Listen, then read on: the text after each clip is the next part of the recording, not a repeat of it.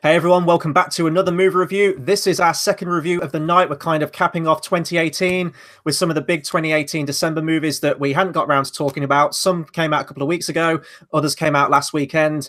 We just got done with Mary Poppins Returns, and now, as you can see from the title, we are talking Bumblebee, which is the Travis Knight directed prequel slash soft reboot. We'll talk more about that later, to Michael Bay's Transformers franchise.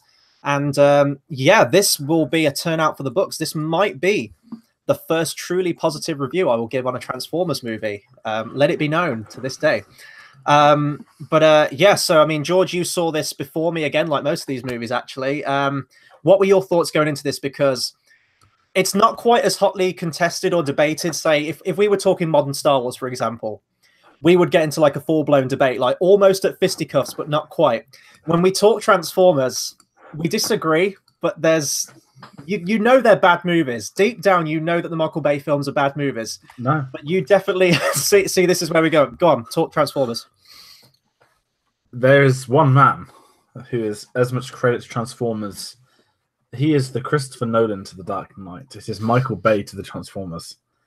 There is no one like him. He has done things in cinema people couldn't do. The balls on that guy to take so much shit for 4 films and then make the 5th one the exact same but longer. How can you not applaud his lack of, how do I describe it? Lack of vision.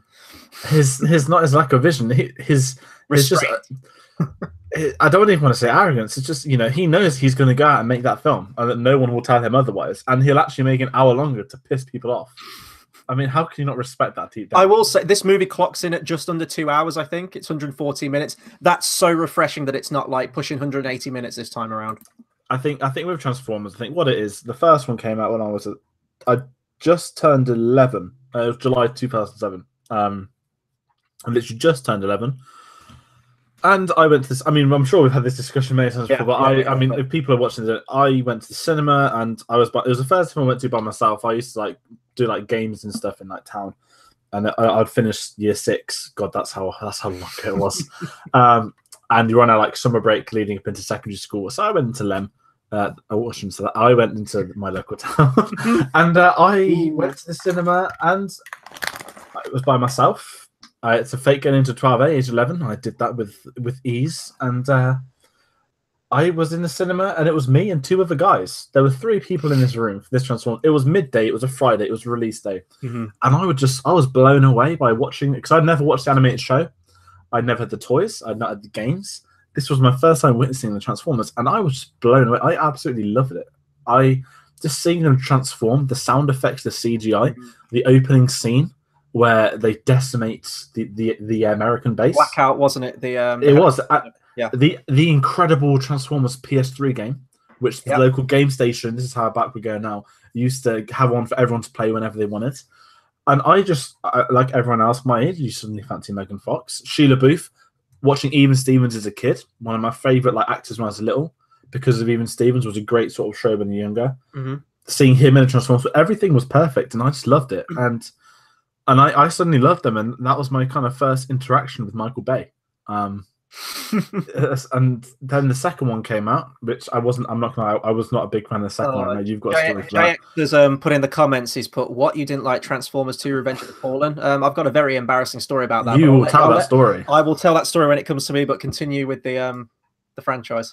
So the second one I didn't like.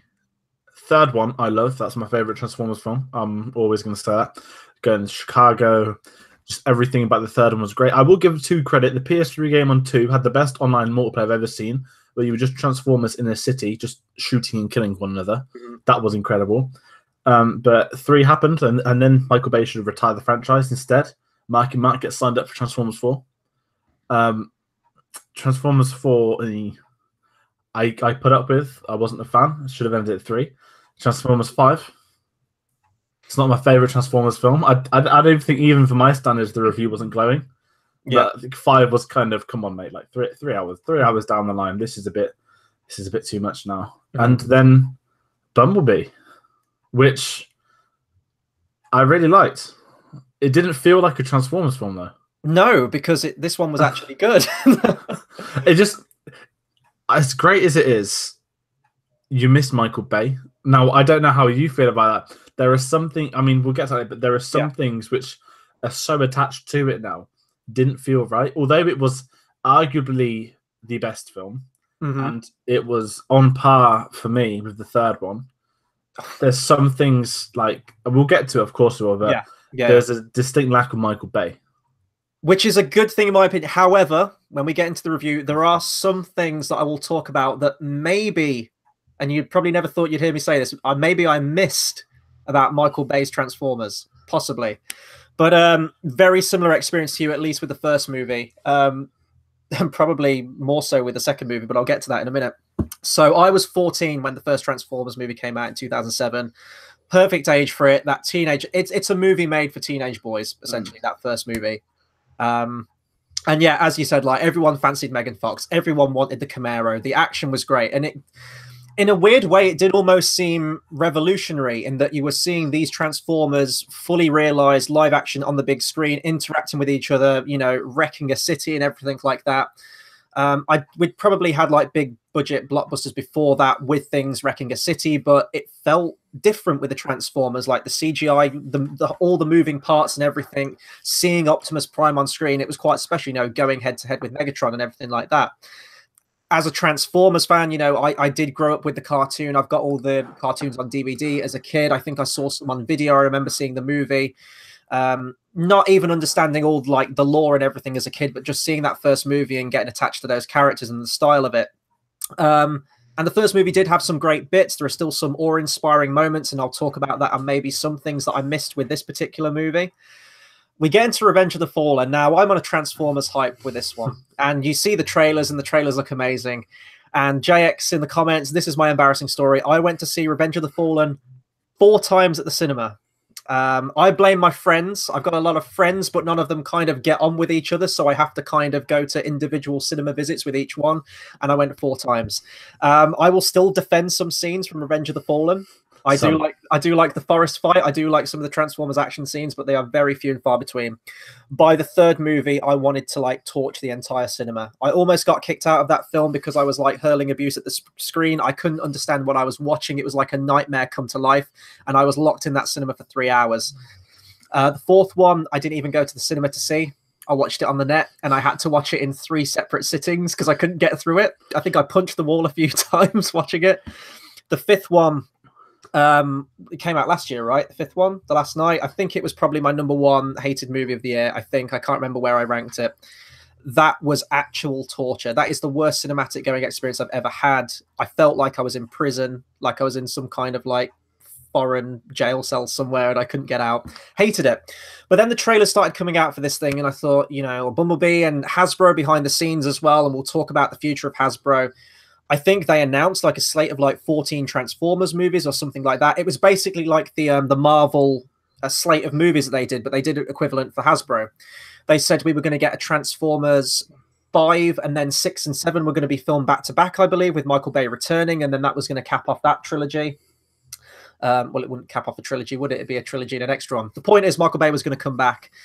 And then when reviews started coming out and the dwindling, you know, returns for The Last Night, they clearly changed tact. And this is where you think that this one's going to be more of a soft reboot, whereas I still kind of see it as that prequel to the Michael Bay films. I didn't know what to believe because at this point, like, I was done with the Transformers franchise. And then Travis Knight's name came out as directing this movie. Now, Travis Knight directed a little animated film called Kubo and the Two Strings, which is without doubt one of the most underrated animated films ever. It's one of my favorite animated films of all time. It's a beautiful, beautiful movie. And seeing that film and the heart he brought to that and the charm and the wit to it, I thought, you know, like, this franchise is now in good hands. Like, I can see him, you know, taking this franchise and absolutely running with it. And it's actually been a joy to like watch some of the featurettes and behind the scenes for this stuff on YouTube, because you see the guy in interviews, you can clearly tell he's a Transformers fan. Like, he talks, you know, very candidly about growing up with the, you know, the animated show and the movies.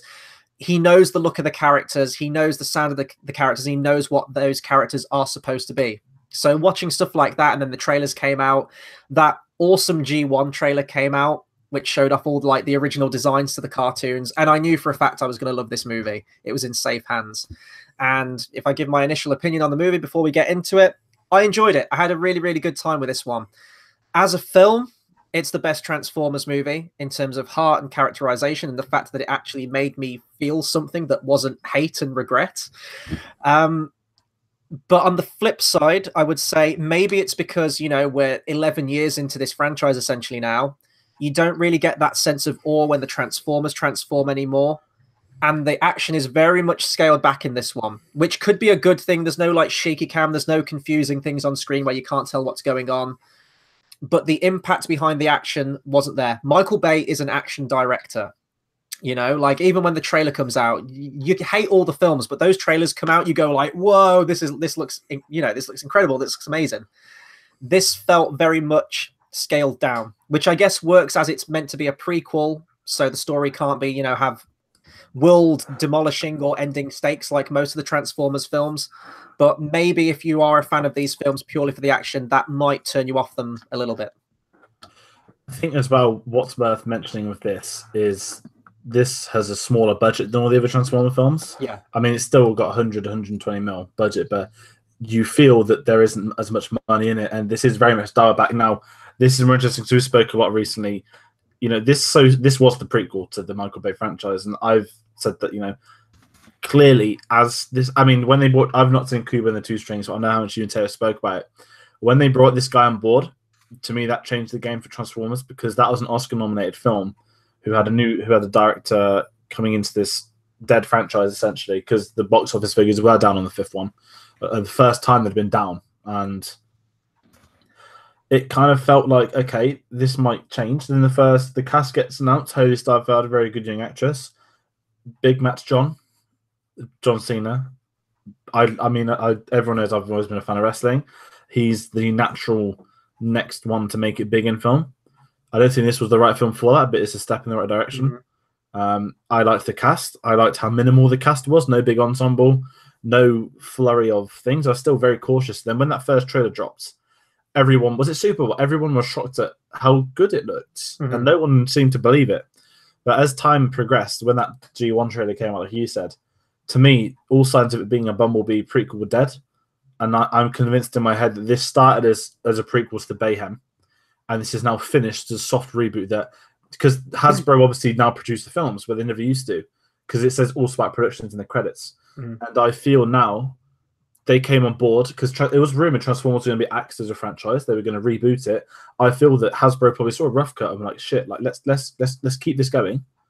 Let's reboot, not reboot. Let's make this a soft reboot itself. And that's what this one feels like. It feels like it starts off as that Bay. There are links to the Bay series. Then with events that happen within the film, how the style of the Transformers, like everything, it doesn't point to being a prequel. It points to being a soft reboot. That if they wanted to do another one, they now have that 80s setting set in stone, and they could just carry on where they've left off. Mm-hmm. Yeah, absolutely. And what I'm worried about with this movie most of all, because it does feel like, to me, it's not quite there. It's not the Transformers film still that I want. But God, like, it is a step in the right direction, absolutely, with this movie. What I'm worried about, though, is that, it's in profit now, thankfully. But from a lot of people I'm speaking to, they're like, oh, I don't really want to go and see that. I'm kind of done with Transformers now. I think for the most part, and I think the studio know it as well, The Last Night was very much like the final nail in the coffin, at least for that Michael Bay franchise, and kind of for Transformers as a whole. Like a lot of people I'm speaking to saying like, oh, it's just going to be more of the same. And I'm like, no, this is like going back to the 80s. This is kind of the Transformers movies you probably want, but they're just done with it. And now that they've kind of, they're tending towards that where they could go into more of that 80s stuff and they could go into the stuff that we've always wanted to see, like any Transformers fans wanted to see. Is it a little too late now? Have we had so much bad before that now trying to course correct, it's just not going to work? Does Transformers need to go away for a while and then come back in like 10 years' time with a reboot or something? I don't know. I hope it continues. Like, this has definitely given me faith in it. But as I said, it's not... I did like this movie. I did enjoy it, but there are still a lot of problems that I had with it. The stuff I didn't have a problem with, though, and I kind of just alluded to this a minute ago, the opening 3 minutes... and you see it in the trailers and stuff, but it opens with the war on Cybertron.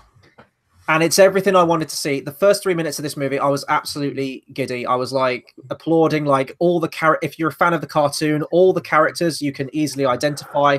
They've got all the original looks to them. The voice actors they've chosen sound like their animated counterparts as well. It's an absolute blast to watch. And I'm watching this 3 minutes thinking, if only this could be the whole movie. If we could just have an entire movie like the video games that came out, War for Cybertron, Fall of Cybertron. Just give me a film set on Cybertron with these characters interacting. It'd be amazing. And then, you know, you do get to Earth, and don't get me wrong, like I absolutely love Haley Steinfeld's character in it.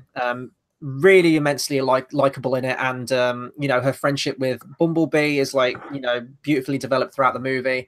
And we'll talk about comparisons to other movies perhaps later on. Mostly Iron Giant, I think people are saying. That stuff's great, but you do have your military stuff. You do have the occasional annoying human side character.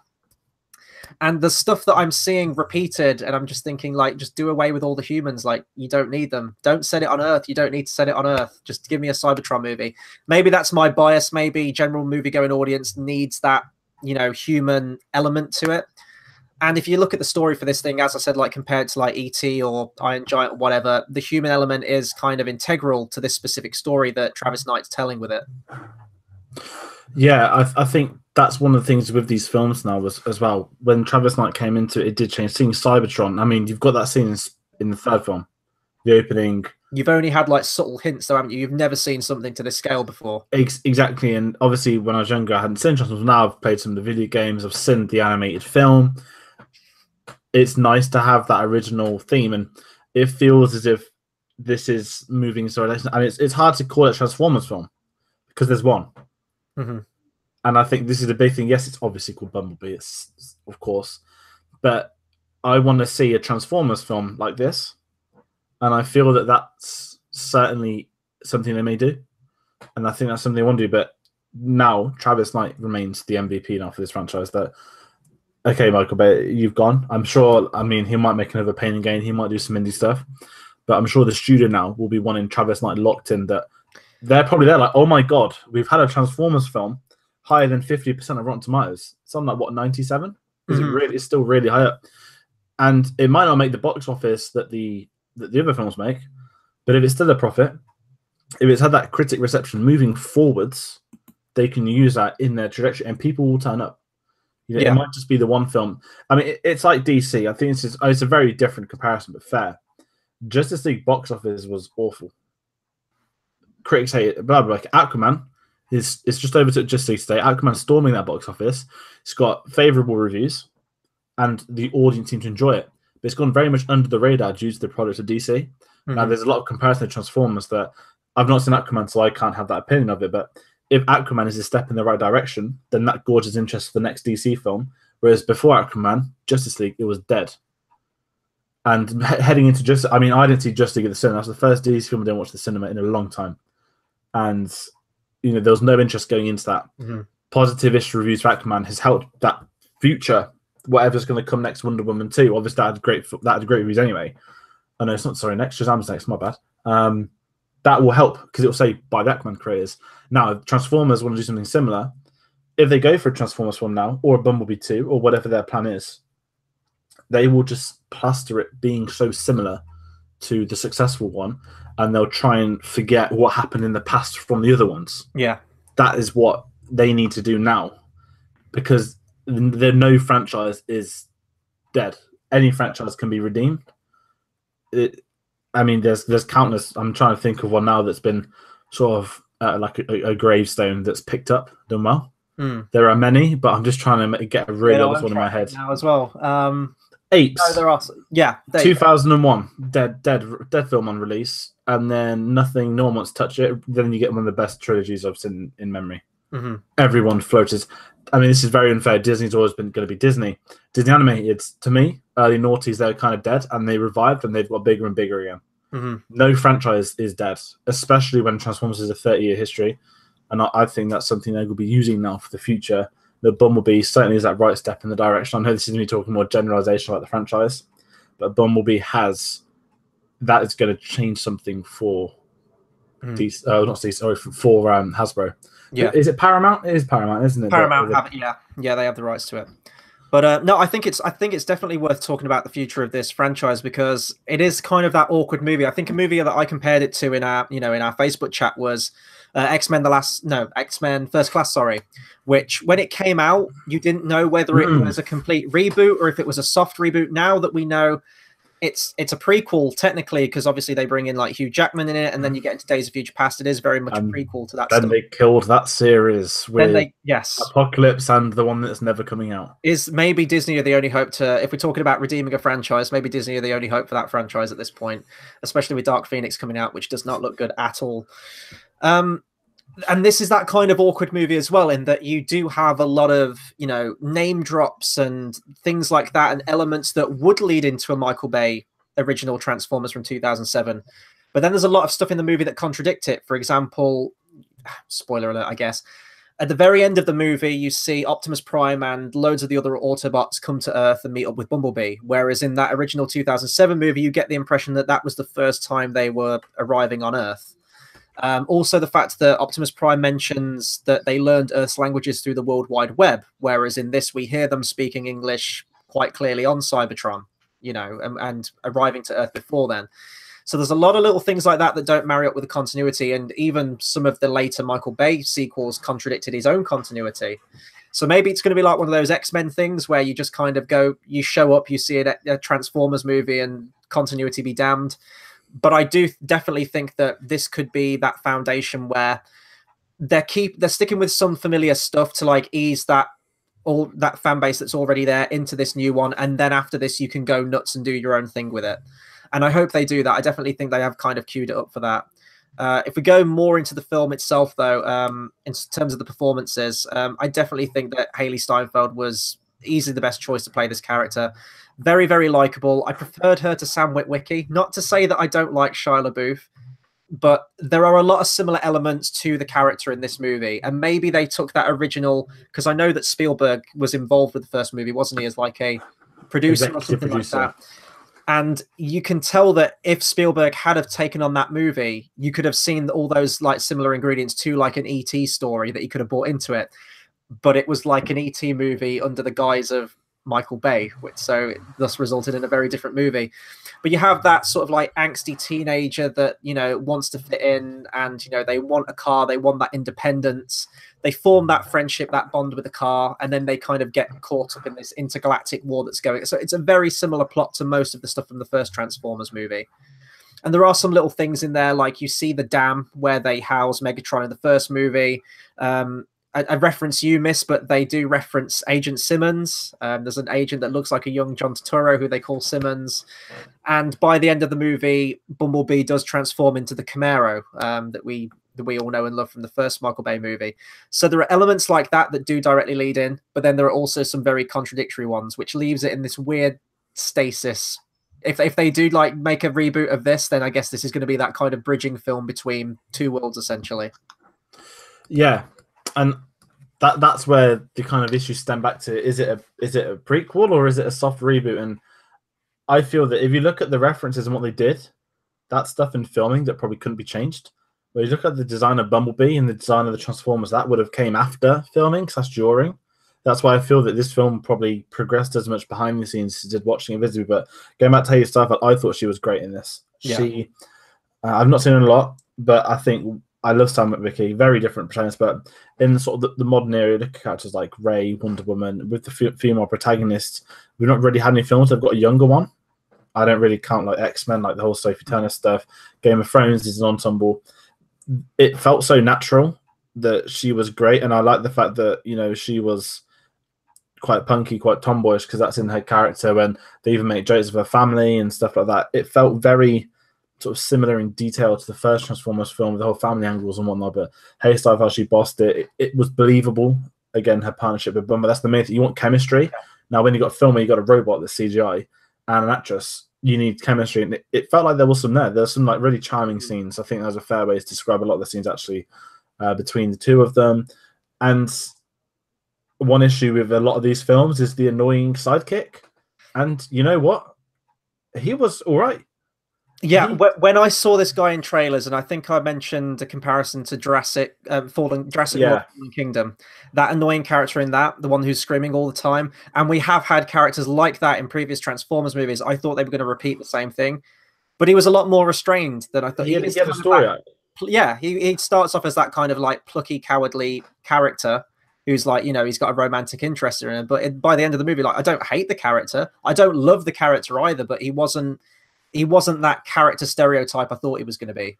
Yeah, and that's something to their credit. It would have been so easy for them to do the whole romance and whatnot, and for it to like end a bit like Ray. Again, going back to Ray and Finn, I know you're not the biggest fans, but the way the first film is, there is no romance within that. It's hinted, but it doesn't have that romantic ending of that first film. That's what I got from Bumblebee. Mm-hmm. And sometimes it's more realistic just to have that. You don't have to have a romance in every mega action film, and I thought this did it well. And then you've got John Cena, Big Match John, goes one-on-one with Decepticon. Like I said, he's fine. He doesn't have actually an awful amount to do. But if you want a guy to be a military sort of commander, like John Cena's your man, I want to see more of him in big films. Naturally, he should be in Fast and Furious. He's got a big career ahead of him. And I think being in a film like Bumblebee is going to help his career. He did an awful comedy in the summer. And now he's probably in a situation where, say they do a Bumblebee 2 or Transformers, I could see them wanting to keep him around. A bit like how he used to have, what was his name? In the original Transformers, you had Tyrese, and you had the guy that's married to Fergie.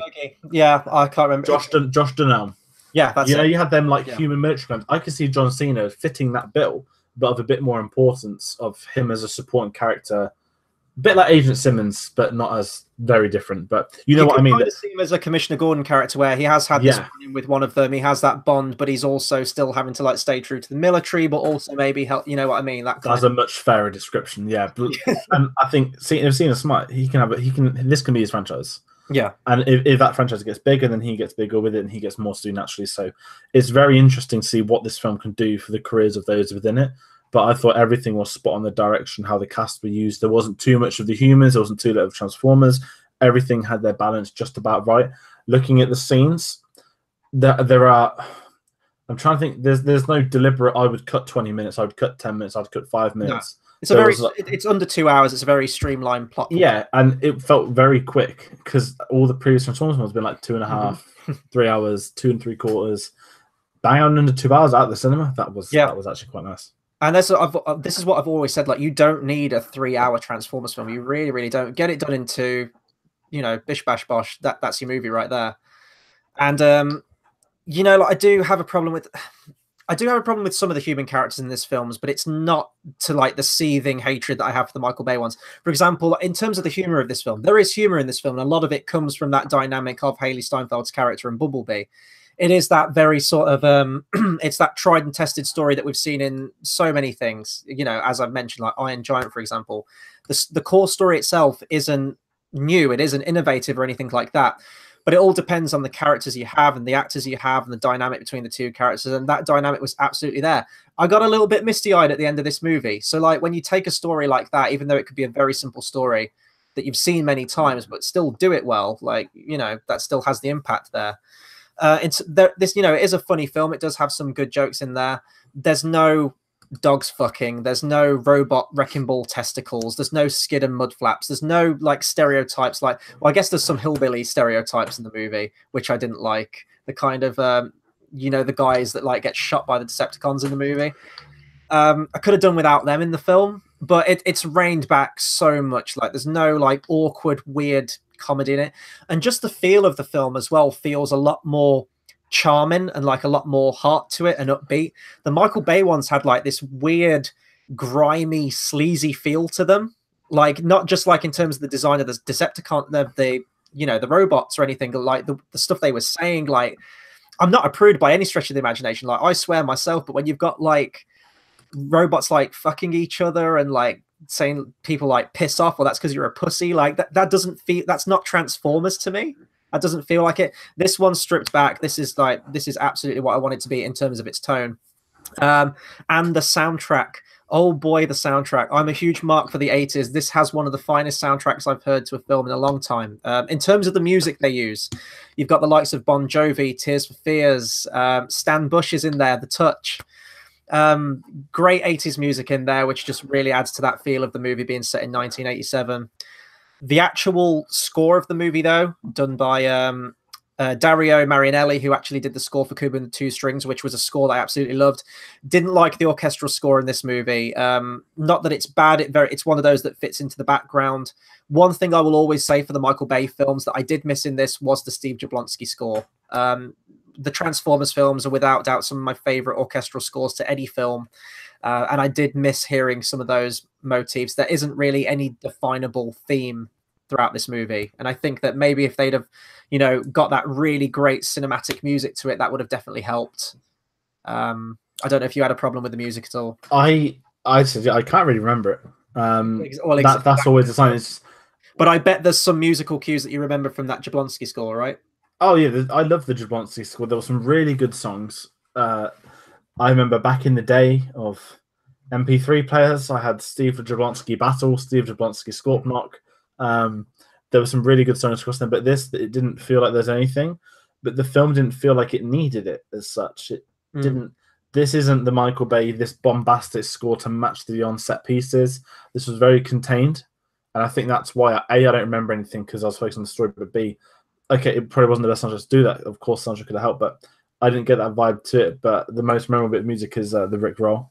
Yes. You can never go wrong with getting Rick Rolled, and getting a little cameo was, even though it was in the trailer, I thought they were going to cut it off the film, but the music wasn't the best. Although going to audio, the sound effects of the guns and the Transformers transforming was a sheer delight. They used the original sound effect from the cartoon series, which was, I mean, I clocked that in the trailer, but I'm very glad that they did spam that throughout the entire movie.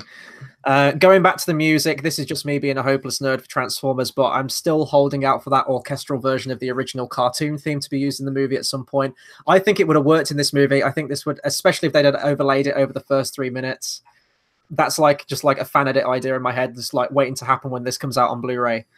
But yeah, I don't know what else I can. I was going to bring up some other Bay comparisons that I do miss. One was the soundtrack, and one was kind of the action. Not when the action outstays its welcome, and you've got like the last hour of a movie is just like a gunfight through the city. I don't want that, but I do miss that sense of awe. Going back to that first Transformers movie, Arrival to Earth is a beautiful sequence in that first Michael Bay movie. Maybe apart from the fat kid that's like screaming, "This is 100 times cooler than Armageddon, I swear!" Or like the little girl that's like, "Excuse me, are you the Tooth Fairy?" Like, take that out. Still a great scene. But I can remember like pinpoints in those action sequences, like the slow-mo corkscrew turn of Ironhide through the street. Even in some of the latest ones as well, like seeing the Dinobots in the trailer, it did have that oh my god quality to it. Not to say the action was bad in this movie or anything like that, but as we said, it's very much stripped back. And I think that's down to the budget on this. Because when there was Transformers, well, certainly the first fight scene, the Transformers on Earth with Bumblebee in that one, that was a great fight scene. And people's criticism of Transformers, you can't see the fighting. Now, I've never had that persona. I've been able to see the fights easily. But I'm not trying to compare it to Raid, but that to me set a new boundary of film action scenes where you want to fit the entire fight in a frame. Yeah, it felt very clear from A to B, which Transformer was fighting, and C, you could follow the actual action, the actual fighting, the fist, the weapons, and whatnot. And that first fight was great, but I think this comes down to having the budget slashed by almost half. You've got to think most of that money probably is CGI on the Michael Bay films. Because there wasn't any sort of big set pieces as such in this. There was a couple, probably 3 fight scenes maximum, but I feel that if the next one comes out, that budget may go up, maybe similar, but certainly they'd probably try and get some animation. They're probably the same animation team as this, because the animation felt very different. The CGI, it did feel more cartoonish, and I don't mean any criticism, but in the style of that original Transformers, that's what it felt like, especially in Cybertron. When they brought it to Earth, I really enjoyed how they were sort of stylizing that fight. Yeah, absolutely. And like going back to the fight scenes, you don't have like those gunmetal grey no-name Decepticons like mashing into like one, like, because they are, they have been redesigned. You do have those very blocky, bold colors. It makes it so much easier to understand what's going on in the fight scenes. One of my other criticisms, I know we've been talking for a long time on this one, so I'll round off in a minute. One of my other problems, not that I hated them, I did think the villain element of this film was very weak. The two Decepticons, what was it? Shatter and Dropkick. I don't even know if they're actual Transformers in the cartoon. They don't have like a clickable link or anything like that. So maybe they were made up for this movie. I do think you could have switched those two characters out and replaced them with Starscream. I think that not only would that have made sense in the Michael Bay canon, in that Bumblebee is eventually the one to kill Starscream in the third movie, Dark of the Moon, but then you could have teed up, if you did want to go into Megatron, because Megatron isn't even mentioned or anything in this movie. He is straight up not in the movie. Why I feel like it's more of a soft reboot, that they don't want to have him attached to being under the dam for 30 more years. Yeah. I think if the second one does it right, you'll have full Transformers. Yeah, and that's not full, like the Transformers, the Decepticons. The lineup you remember, yeah. And I mean, if Starscream had been in this one, and I did think that Starscream was in the movie when I saw the trailer. The design is very, very similar, although I know it's not him. You do see Starscream though; he is in the background shot. He doesn't get a speaking line though on Cybertron. If you'd have made it him, like, you could have teed up that rivalry with Bumblebee. But also you could have, because Starscream is a character in the animated show that, you know, he's the lackey, he's the right-hand man to Megatron, but he's openly like in revolt against Megatron. He wants to prove his worth. He wants to be leader of the Decepticons. I think you could have had him go on this task to try and prove himself, prove his worth, ultimately fails at the end of the movie, goes back, and then you go into Megatron in your next movie. That sets up your rivalry there. So I think a few tweaks there may have worked. The villains weren't bad in this movie, but they were grunts. You know, they weren't your big names. They weren't your Megatron or Starscream or Soundwave. Seeing Soundwave, though, with the tape deck in this movie with the 80s auto-tuned voice was amazing. But I'm repeating myself now anyway. Would I recommend Bumblebee? Yes, I want people to support this movie because I want to get to that full 80s reboot of Transformers. This wasn't quite the home run that I wanted it to be, although I had a very good time at the movie theater with this one. But it's a considerable step in the right direction, down to the designs of the Transformers, the tone, and, you know, the music and everything, the soundtrack, and Travis Knight just getting it. Like, you see Michael Bay in interviews, and like he's just making an action film. He's making a popcorn action film. You see Travis Knight in interviews for this thing. The guy understands the franchise, he understands the characters, and he knows how to put a good, wholesome, you know, a movie with heart together. And this movie absolutely has it in spades. I got very emotional towards the end. I would definitely recommend this movie. I would recommend this film. There's a lot of films out at the minute. This is one that you're going to have a good time. Again, I had a very full screen for this, probably about 3/4 full. Dead. And this was Christmas Eve. This was Christmas Eve as well. So I was bored. I just went out of the house and went to the cinema. Mm-hmm. That's how electric it was. And I went online about an hour before the screening, and there was no tickets. I was like, get in, empty cinema. And then I got in, got my ticket, and then when the film starts, it's like 3/4 full. I was like, oh, well, like, I love having an empty screening, but there's a lot of families around, and you kind of forget like how many kids have actually grown up with the Transformers franchise. And I enjoyed it, but I would recommend to watch this. It's not as good as Mary Poppins, but it probably has more of a replay factor to Mary Poppins. Yeah. As being a fair comparison. Obviously, both completely different films. Mm-hmm. But I would like to see more from Travis Knight and how he does the future Transformers films.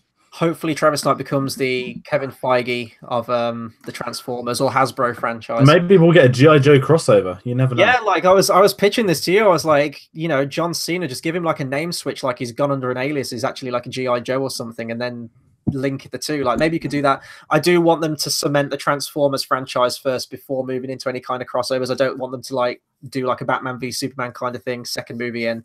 But it's interesting to see where this franchise will go, and hopefully this movie makes enough money to warrant a follow-up, because I would love to see one.